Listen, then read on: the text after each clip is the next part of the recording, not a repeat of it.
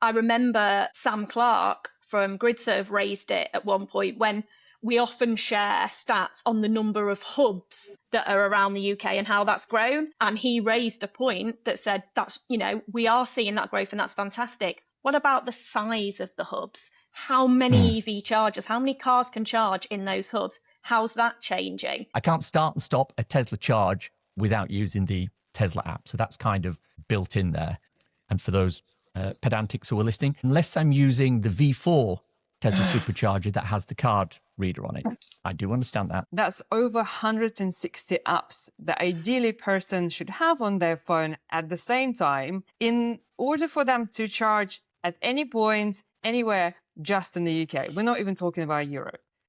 Hi, I'm Gary, and this is episode 290 of EV Musings, a podcast about renewables, electric vehicles, and things that are interesting to electric vehicle owners. And on the show today, it's the mid-season roundtable episode. Now, before we start, I do want to remind you about the sister podcast I do called the Commercial EV Musings Podcast. It's B2B focused, and we've got some great discussions on there with companies like Amplify EV, TransitionWise, and soon to be released, Valor Power. You can find that on YouTube at evmusings.com/commercial. Once you've listened to this show, if you enjoyed it, a like, a comment, or a subscribe would be most appreciated. Thank you. The EV Musings podcast is sponsored by Zapmap, the go-to app for EV drivers, helping you find and pay for public charging with confidence. So welcome to episode 290 of the podcast. As usual, I've got some specially invited guests. We'll discuss important matters in the EV space, and when we put the world to rights, we'll continue with the next topic. And as this is the mid-season episode, we have two guests. The three guests are reserved for the end of season episode, both of whom have great topics to discuss. So let me introduce them. From podcast sponsors Zapmap, we have Jade Edwards, who is the head of insights there. Jade is a past guest on the show, having appeared on episode 192, the Data Insights episode. Welcome, Jade. Hi, Gary. Nice to be here. Thank you for joining us. I'm also joined today by Victoria Hutton, who is a marketing expert specializing in the EV and mobility sector.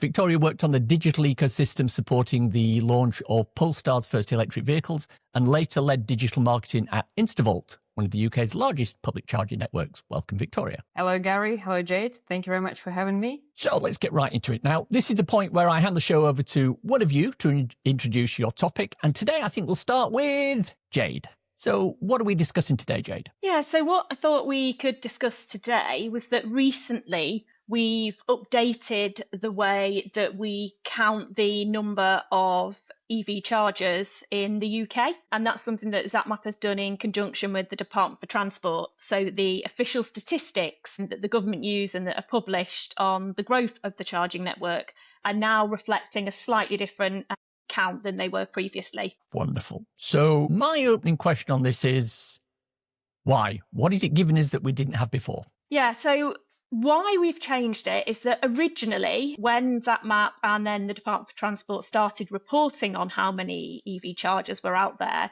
in the UK, there was no set way of doing that, and there wasn't really a lot of data that was being shared across the industry.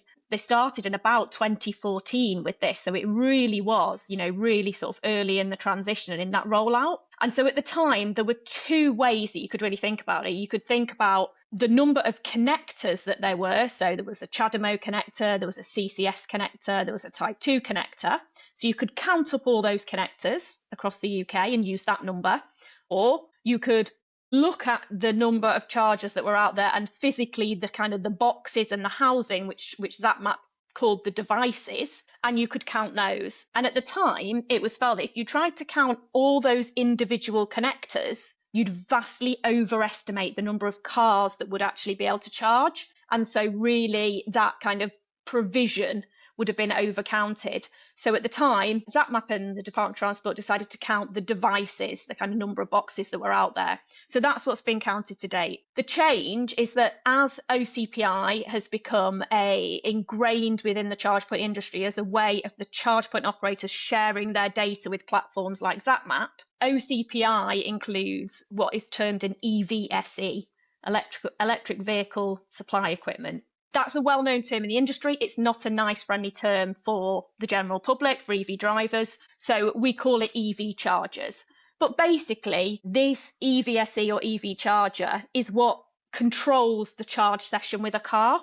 And that data is now being shared with Zapmap, with other EMSPs and across the industry. And so moving to count those rather than the devices or the connectors is the best way of representing how many cars can actually charge simultaneously across the UK. It's not perfect, but it's the best way there is at the moment. So, Victoria, I know you can't speak in detail about some of the things at Instavolt, but I know you were involved in the Winchester Super Hub where they've put 44 chargers in there, but some of those were dual-headed ones, CHAdeMO and CCS. Do you recall off the top of your head, are they able to charge two vehicles at the same time, or is it CCS or CHAdeMO? It is CCS or CHAdeMO. So essentially, one charger would provide the charging for one car at a time, either through CCS connection or through the CHAdeMO. But I think just to add on a point that Jade was making, I think it's great that the changes are happening. However, from marketing perspective, I guess I have a question to Jade. And for me, it's always been a bit strange to market the chargers from the charger perspective rather than from the location. So consumer obviously, first of all, trying to find where the location of the charger exists, and then find how many chargers are available there to estimate whether they will be able to charge when they arrive or if they're not going to be able to charge. So my question is, why do we count individual chargers versus location? On top of why we having to charge the chargers, because some of the sites will be upgraded and some of them will be downgraded, and you constantly then have to refresh the number of EVSE connectors. And that is a lot of work to keep up to date with the numbers. Yeah, really good question. So on the first point, why not count locations? We do count locations as well because it is a really important metric. But you do want to try and reflect how many, when you're talking about the actual size of the overall provision, you do really want to try and reflect as much as possible and how many cars would that actually enable to charge.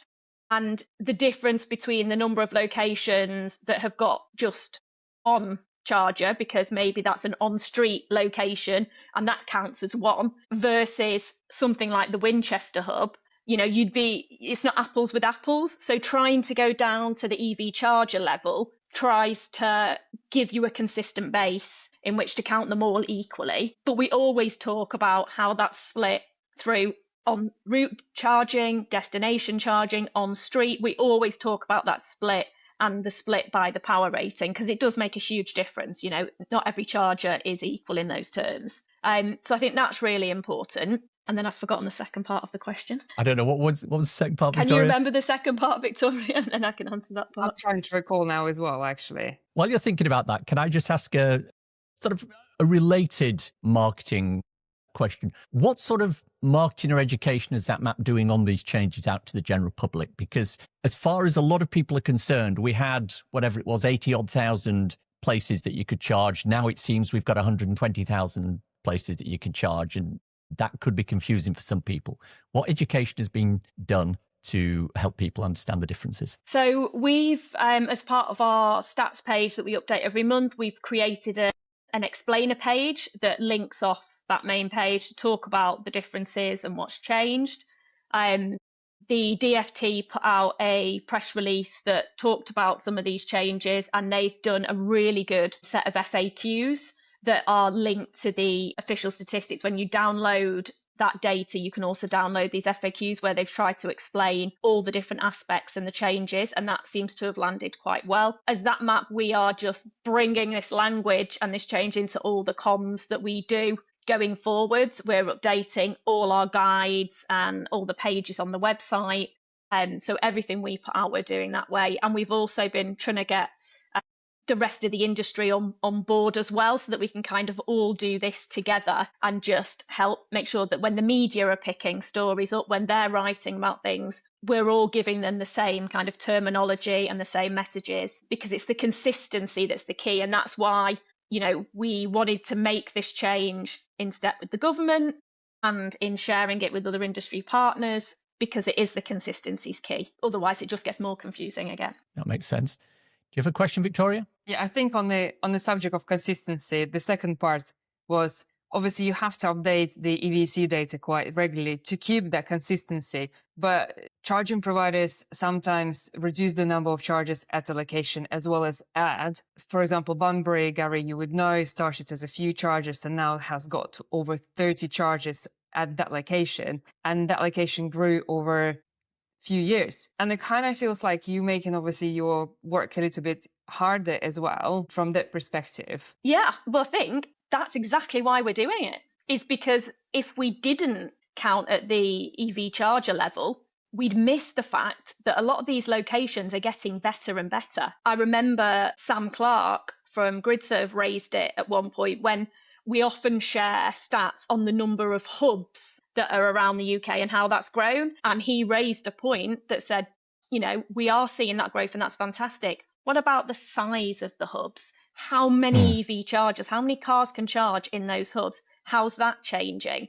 And actually, we see that grow as well, because as you say, there's lots of projects to increase the provision at key sites. So that is, it's a harder job than reporting on the number of locations, but we have that data. We need that data to be accurate in Zapmap and to help EV drivers. And so for us, it's why not share that at that level to reflect all the amazing work that's going on from the charge point industry. And I think I want to sort of loop back to something you said earlier. You mentioned OCPI, which is the Open Charge Point Interface, I believe, as opposed to OCPP, which is the Open Charge Point Protocol. So OCPI is what you're using to gather some of this data. Is that correct? So does every charger in the UK adhere to the OCPI standard? Not everything, no.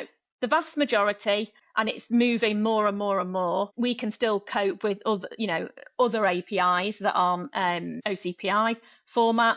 But yeah, it's absolutely the way it's going. And the public charge point regulations say that any charge point operator that meets the criteria has to use OCPI to provide data. So yeah, it's very, very rare now that we've got something still that's not OCPI. Okay. And are you able to talk about what changes have been made to the Zapmap app? Try saying that 3 times quickly to accommodate the updates that you've talked about. So on the app, most of those changes are following on from the changes that we've made on the stats page and with the official statistics. So there's lots of other work that's going on with the app that they will sort of flow through as we go forwards. The big thing that we've changed on the app recently is showing the price markers. So there's obviously been a lot of focus on that because that was felt as a really high priority for drivers to be able to start seeing and surfacing that information. So that's gone to that went to the top of the queue. Okay. And one of the things that I think I alluded to it earlier when I was talking to Victoria about the CHAdeMO CCS, because one of the things that, and I'm not picking on Zapmap because I think this happens on other services that define the number of chargers that are available. It used to be that if there was one charger that had one EVSE and 2 cables, if one of those cables was being used, the other one was shown as available on certain apps. So, if a CCS charger was being used, if the CCS cable was being used, somebody like me who used to have a Kia Soul that had CHAdeMO, I go, oh, right, I can charge there. But of course I can't because there's only one EVSE. So do we know if that kind of availability metric, or posh word of the day, heuristic, is being captured correctly within Zapmap and within the other roaming services that use that? Yeah, it does depend on the different charge point operators can send that differently. So it does depend on how it's sent, but there are lots where what they're trying to move more towards is that if it is being controlled by one EV charger, that you'll get the charging on one of those connectors and then you'll get the not available on the other one. So it's definitely trying to be clearer on that. And we have seen that, and we do see that on a lot of CPOs and the way that the data comes through to us. Fantastic. Do you have any more questions on this, Victoria, before we move on? No questions. Fantastic. Any closing comments, Jade? Closing comments, I would say that the industry has developed so much over the past few years that this was one of those key changes that really helps us to measure the UK's progress better with international standards, so that we're more consistent with how we measure things and other countries do as well. So I think it was really important for that perspective as well. And hopefully everybody seems to be getting behind it and we've made that sort of shift change, which was the difficult part. Now we can just continue to see how that kind of beds in. My personal opinion on this is it's a move in the right direction. It's absolutely what we need. It gives more accurate, more up-to-date information, and it's that's got to be good for the end user. So appreciate that. Thank you very much, Jade. 100% agree as well. 100% agree. It's definitely a move towards the right direction. Now, Victoria, over to you. What's your topic of discussion? Thanks, Gary. Well, I guess as a digital marketeer or person who specializes in digital with everything online on the phone as well, it came to my attention that there are more and more apps being developed for people to charge. We currently have got 150 charging operators. In addition to this, we have got roaming partners. In addition to this, we also have got car manufacturers that are also very keen to produce their own app to allow people to charge their cars when they arrive to the charging location. That's over 160 apps that ideally a person should have on their phone at the same time in order for them to charge at any point, anywhere, just in the UK. We're not even talking about Europe. My view from marketing perspective is, in this particular instance, the user experience should be prioritized. It needs to be easier because the number of apps that everyone have to download and then obviously register there is just becoming ridiculous. I do, however, understand why brands are still very keen to develop their apps, but I would really like to hear what you guys think on this topic. Now, I have my own opinion on this, and I'm happy to share that in a short while. But Jade, I want you to open on this if you wouldn't mind. Yeah, I think it is an interesting question. I think I can understand why charge point operators want to have an app, because they want to be able to kind of own the customer in those kind of marketing terms and be able to really understand their customers, understand who's charging with them, and therefore develop their services to better meet their needs. So I do understand that. However, I think, as you say, from a customer perspective, when you have got a wide variety of charge point operators that you could be visiting, it doesn't make sense to have all these separate apps. What we're trying to do at Zapmap and other EMSPs are trying to do is say, actually, if we put all these in one place, in one app, we enable you to pay for those charge points via that app. Then you've got that choice. You can make those decisions about actually where are you going to charge, and we can give you that variety of information about all these different providers. And that's part of us adding in the pricing view, is because then people, if that's what they want to make the choice on, they're able to do that. And that's really what the customer wants, is different ways of making a decision about where they're going to charge, depending on what's most important to them at the time. The other piece, I think, is that there's lots of things that a charge point operator should be good at doing and should really focus on being excellent at. Building and running an app feels like that doesn't need to be something that they're spending their time and their efforts on. There are providers like Zapmap who that is what we do. It is about building and providing an app. So I feel like that, do where your strengths lie and where you can make the biggest difference to the end customer. And if I had the graphics, I'd be going, yay! Because I totally agree with what you're saying there. It basically comes down to, there's a choice that every charge point operator has to make. And it's, do we make this the easiest it can be for the customer? Or do we make this the easiest it can be for the charge point operator? And it's, I like to play, I'm known for playing devil's advocate on this. So, I'm looking at this and I'm saying, right, I'm a charge point operator. And to me, the best thing for me as a company is to get as much data as I can from all my customers. And I may use that to make the service for the customer better, or I may not. I may use that for other internal purposes, or even sell it on to third-party companies. We know that happens. So the question then is, why as a charge point operator, if you're looking at customers as being the source of your income, why are you not making it as easy as you can for them? Why don't you put in plug and charge? Why don't you look at things that will decrease the pricing? Why don't you put canopies on your charge points, that sort of thing? But no, a lot of them are very much more focused on saying, right, no, we've got this app, and this app will allow you to locate the charger, and it will allow you to pay for the charger, and you might even get a discount. Fine. As you say, Jay, there are other apps, yours included, which will do exactly the same thing. So you've got a duplication that's giving no benefit to the customer. Plus, and you've probably seen this on social media whenever you go on there, new EV driver, first time they go to a public charger. How do I start this? What's up there? Download our app. And then underneath it goes, or you can use a contactless card. So they're pushing. I saw one EV point a couple of years ago now. It literally had 4 QR codes on the front of the unit to download the app to make that. Just one little thing at the bottom saying, oh, and you can use contactless. 4 QR codes versus 1 contactless. So what's a new EV driver going to do? They're going to download that app. And then they're going to go to the next CPO, same thing. And as you say, Victoria, they're going to end up with 150 different apps. In fact, I think Neil Riddle from Power, I think he's up to about 200 on his phone. If you ever see him, ask him to scroll through all the EV apps that he's got on his phone. It's fantastic. So yes, to me, it's the charge point operators focusing on the wrong thing. They're focusing on what they can get from the customer rather than what they can give to the customer. Does that make sense? Definitely makes sense to me. And I agree with both of you. From my perspective, when I was investigating the benefits and downsides of having the app, obviously there are benefits as data, as we have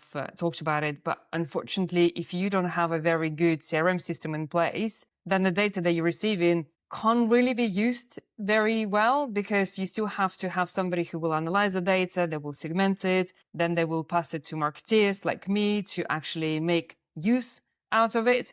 And quite often in startup or scale up companies, there is just not enough budget. I mean, Jade, you probably know developing an app is very cost inefficient unless it's your prime income source. So from that perspective, I think spending a huge amount of money to develop an app and make it secure and make it very user-friendly, etc., is not the best way to invest the money. However, I do have a question for you, Jade, because you have mentioned a couple of things that really was interesting. First thing you said, Zapmap is trying to develop a one app to go to. Why do you say trying? Is that something that you have proposed to CPOs already? And if you have received reservation from their side, would you be able to share what sorts of reservations you come across most of the time? No, so I think what I mean is that we at the moment have got, well, as we've shared on the numbers of the EV chargers, about 118,000 EV chargers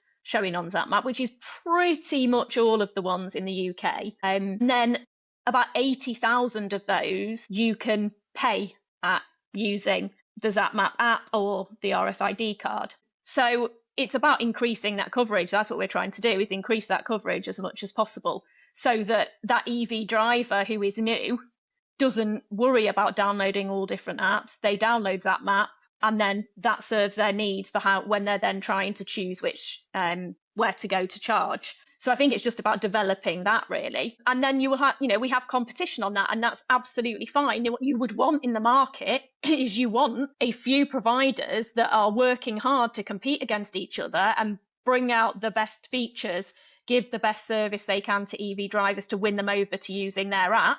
And then the EV drivers are getting a great service. They've got choice, but they're not overwhelmed with having to download so many different things. They can make some choices through a limited number of providers who are really competing hard to make sure they're developing the best stuff. So hypothetically, should you be able, or Zapmap, not you, should Zapmap be able to become, let's say, a Google of charging operators, location, navigation, and paying for it? The question is, if the rest of the CPOs, for example, will say, okay, we are giving up on our app, we just want to make sure there is the best experience for the user. What do we do with the data? How can then CPOs remove that thought about, oh my God, but what about my data? I need my data. I need to know about the customer. Is that something that Zapmap would like to share with everyone openly, as well as with individual CPOs, as well as like the other CPOs? What's your thinking about that, Jade? Yeah, so I mean, that's my job. I head up Zapmap Insights. So my job is to go, okay, with the data that is out there and that we can access via the app, what should we do with it in order to help the industry progress? And who needs that data to help them provide a better service for EV drivers? That's the kind of loop we have at Zapmap. So yeah, absolutely. It's about going, at the moment we have products and services based on the data that flows into us that helps the charge point operators develop. And we're always looking to how we enhance those, bring in new services, and yeah, basically create that ecosystem of making sure the data is available where it needs to be, with all the obvious restrictions about what we can or can't share. At the moment, we don't share anything that's to do with EV drivers themselves through the app. It's not their data, it's the data that the charge point operators send to us via OCPI. That's what our products and services are around. But as we move into the future, it will be looking at, what else should we do that helps everybody in the best way? I've got to jump in here because, again, I've got to put my devil's advocate hat on here. If we get to that situation a number of years down the line where Zapmap is the preeminent app that everybody uses and the charge point operator apps have diminished down to a much lower number, if you're gathering all that data on behalf of the charge point operators, are you going to be giving it to them or are you going to be selling it to them? Well, most likely we'd be selling it. Because at the end of the day, we are a commercial business and we charge very little to EV drivers, and we always want to have a free app for EV drivers. So that is a core kind of piece within the company, is about making sure we are helping EV drivers and we're on their side. Charge point operators are our major stakeholders and our partners, and we work with them really collaboratively. But you've got to balance the books, haven't you? We're going to be constantly developing an app that adds real value to charge point operators, because what we want is that the app works so well for EV drivers that it's driving up demand for charge point operators. They'll be very happy the more we're pushing utilization of their chargers. So it's about that balance. It's, we have to work that balance out as we go, and we always do that really collaboratively with the charge point operators. I have notwithstanding what I've said earlier on about playing devil's advocate and saying that, CPO shouldn't really have apps for every single one of them, I will put my hand up and say there are a couple of CPO apps that I do currently use, and there's a couple of reasons why I use them. One is primarily due to pricing. There are a number of CPOs who will give you a reduced price on charging if you start and stop a charge via the app. And there are other charge point operators who have functionality in the app which is it's missing from other apps, let's put it that way. So I'm thinking particularly of the GridServe one, where you can actually track your charge curve within the app. So I don't want to pick, because I know that there are charge point operators who are going to be listening to this and going, Gary, you can't say that. We want our apps, we need them for these reasons. And I fully understand that. And I think there are legitimate reasons why some people would use some charge point operators app. I mean, the other one is Tesla. You can't, as a non-Tesla driver, I can't start and stop a Tesla app. Why do I keep saying app instead of charge? I can't start and stop a Tesla charge without using the Tesla app. So that's kind of built in there. And for those pedantics who are listening, unless I'm using the V4 Tesla supercharger that has the card reader on it, I do understand that. That's fine. So I think, yes, I can see use cases where an app would be useful. I can't see a use case where every charge point operator has their own app, which then brings the next question up, which is, and I don't know whether you can answer this for Zapmap, Jade, because you're obviously not in the app development, but some of that functionality that I've talked about at the CPO level would be really good to include in the Zapmap app, don't you think? I can definitely pass your feedback on that one, Gary. Fantastic. Do you have any more questions, Victoria? No more questions. I really enjoyed it. I guess from my professional perspective, I'm more keen for the user experience to be prioritized versus development. And the way that digital world is moving on, I do feel like fractional feature development is a little bit more efficient nowadays than just doing everything in-house, having a whole marketing team in-house, having a whole development team in-house. It makes sense to work collaboratively and everyone focusing on their thing but making it perfect versus just trying to do everything yourself. And I think this is where the app development is kind of can be entered into as well. Excellent. Good. Thank you very much for that. My turn now. I want to talk about a subject which I think is near and dear to many of our hearts, which is eVED, the Electric Vehicle Excise Duty. Now, we all agree that EV drivers need to be able to pay their way and fill the gap which has appeared in government finances through the potential loss of fuel duty because people aren't buying fuel if they've got electric vehicles. And the government is currently proposing this solution called eVED, otherwise known as the 3p a mile tax. Now, my thesis is that this is the wrong tax, and the introduction at this stage is poorly timed, and it will result in fewer electric vehicles being sold in the short to mid-term. On top of that, there are several proposed aspects to the tax which are fairly troubling, and I'm happy to go into that in detail. But I want to put this to the panel of guests and say, do you think eVED is the solution? And if not, what do we think the solution should be? And I'm going to ask Jade to take that question first, please. From a Zapmap perspective, again, we agree EV drivers, should pay their way as the fuel duty revenues will inevitably decrease over time. But we think this is definitely the wrong time to introduce something like this. We think it contradicts with the electric car grant. So it's, confused messaging on that.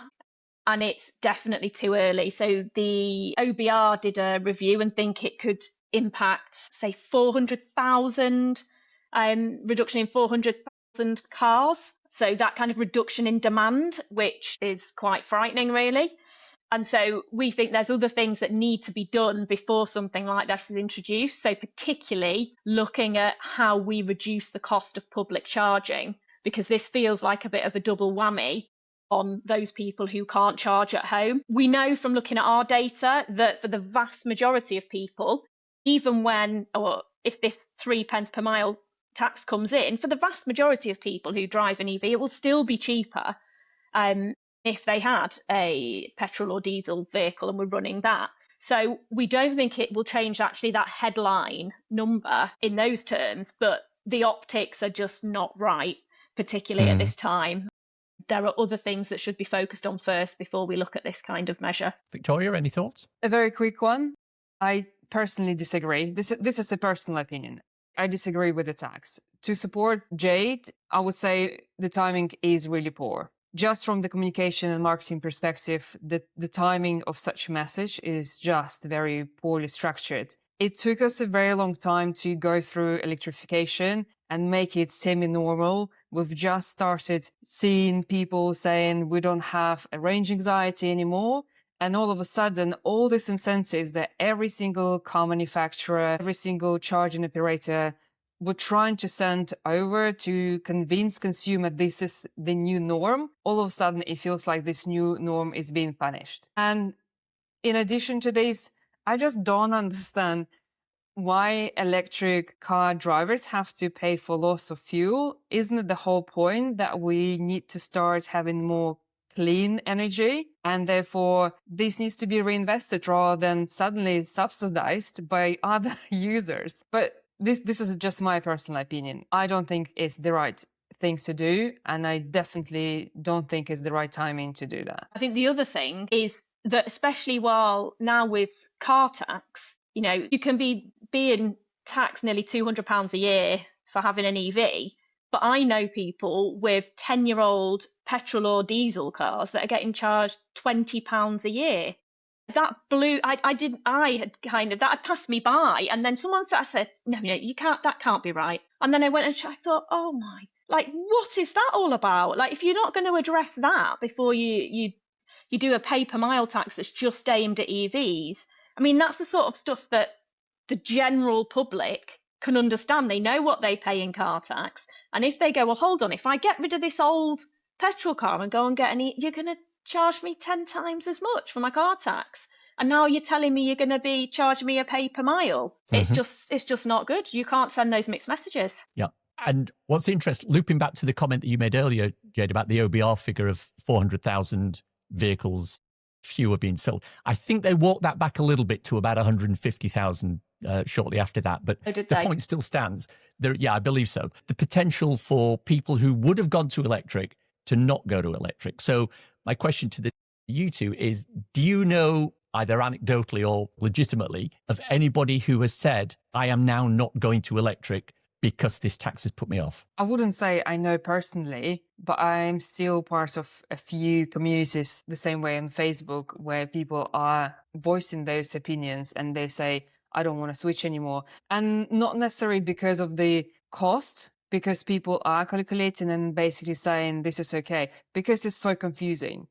is just a lot of confusion. You now buy an electric car, you're not getting any visible benefits, I mean, incentive wise, but you kind of feel like you pay there and there and there, and then you have to then figure out how much to pay for an app subscription. You then need to figure out how much to pay for the charging, and it's just so confusing. And people saying, nah, it's just easier to go back to, classic car, ICE car. Yeah, I think what I've seen on it is comments like, I'm glad I didn't make the switch because I knew they were going to do this. They hooked everybody in saying, we'll give you these benefits and make it cheap. And then as soon as people have started making the switch in decent numbers, they've gone, great, we can get more money out of you. I've definitely seen a lot of that kind of talk. It's interesting. I was preparing a script for another episode later on in the season. And I was looking back when I first got an electric car, 2018. I used to take the trip up to my parents, about 200 miles. And using a subscription on what was then Polar/Chargemaster, it used to cost me from my house 3 public charging stops, because I had a really short range vehicle, to get up to Yorkshire. It used to cost me about £3.50 in public charging. It's now going to cost me £6 eVED to do the same distance. So that's the way public charging has gone up, or how it was 6 or 7 years ago versus what it is now, what the eVED's going to be. So that comes back to the point that you were making earlier, which is that we do need to be looking at the cost of public charging and how we can reduce that. Because if we can reduce that, it takes the sting away a little bit from the 3p a mile. I still think it's the wrong solution at the wrong time. But if we can sort of normalize some of the, or equalize some of the costs associated with it, it becomes less of a sting, do you think? I remember when I was driving Polestar just before COVID, using Instavolt charger, and all I needed to make sure I have got 20 quid on me. And that would have been plenty for me to charge the car and go about my day.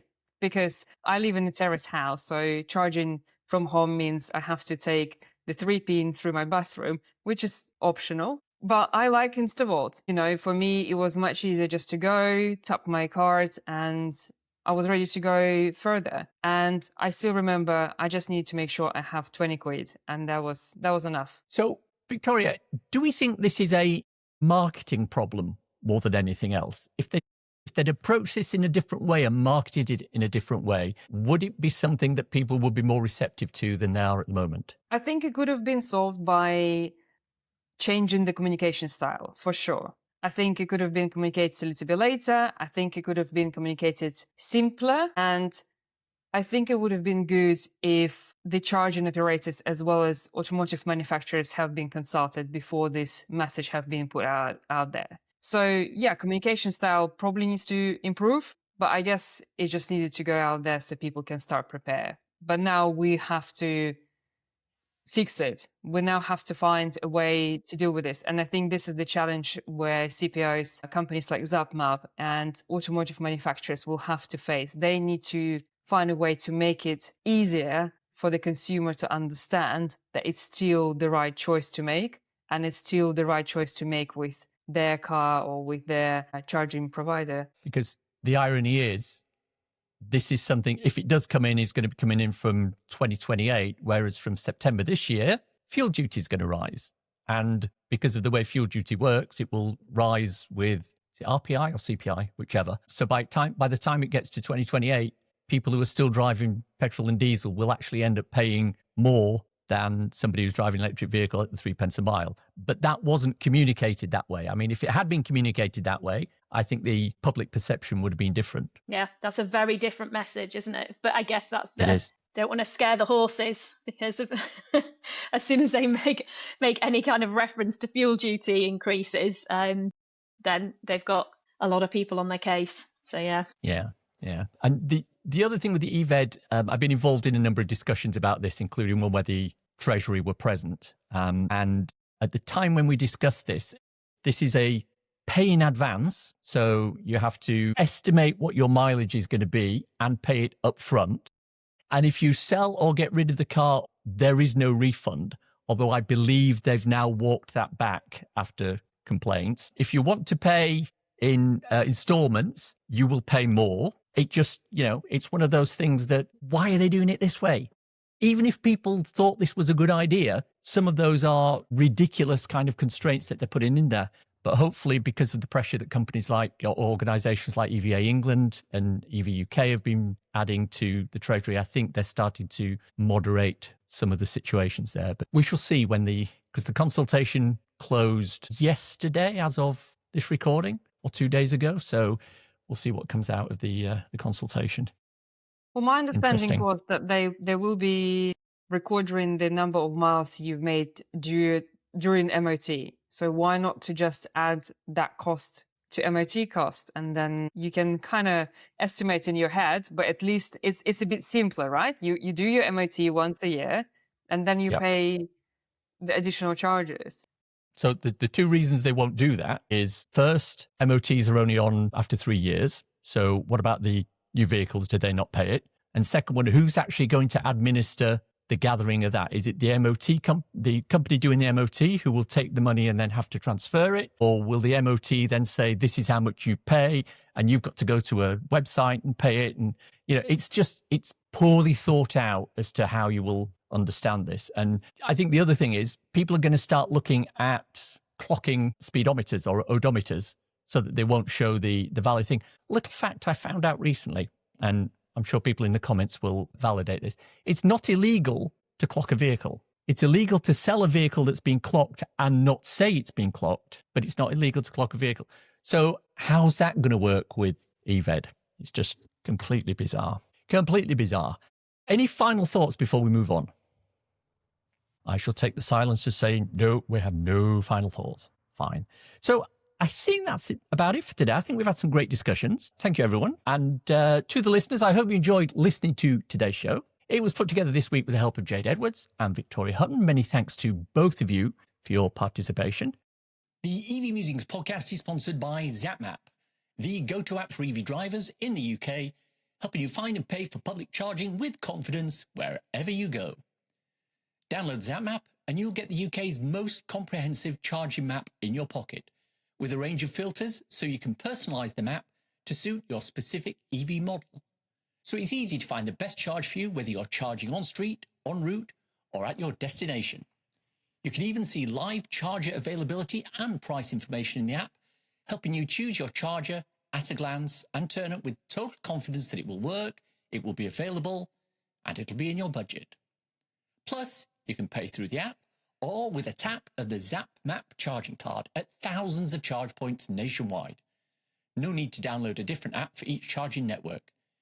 You can download Zapmap for free or check out Zapmap Premium for charging discounts, in-car compatibility, and additional filters. If you have any thoughts, comments, criticisms, or other general messages to pass on to me, I can be reached at info@evmusings.com. On the socials, I'm on Blue Sky at evmusings.bsky.social. I'm also on Instagram at evmusings, where I post those little short videos and the odd podcast extract regularly. Why not follow me there? Many thanks to everyone who supports me through Patreon on the monthly basis and through coffee.com on an ad hoc basis. Now, if you enjoyed this episode, why not buy me a coffee? Go to coffee.com/evmusings and you can do just that. ko-fi.com/evmusings. Takes Apple Pay too. Regular listeners will know about my 2 ebooks. So you've gone electric, and so you've gone renewable. Now they're 99p each, or equivalent, and you can get them on the Kindle store on Amazon. Now check out the links in the show notes for more information, as well as a link to my regular EV Musings newsletter and associated articles. Now, I've spoken to a few of you, and I know that you're probably driving, walking, jogging, ironing, or sat on the sofa watching this on your phone. But if you can remember and you enjoyed the episode, drop a review in iTunes, please. Like, subscribe, leave a comment on YouTube, because it really helps. If you've reached this part of the podcast and are still listening, thank you. Why not let me know you've got to this point by messaging me at musingsev.bsky.social with the words halfway there, hashtag if you know, nothing else. And thanks as always to my co-founder Simon. He's been very quiet this week. I better be back next week. Thanks for listening and watching. Bye-bye now.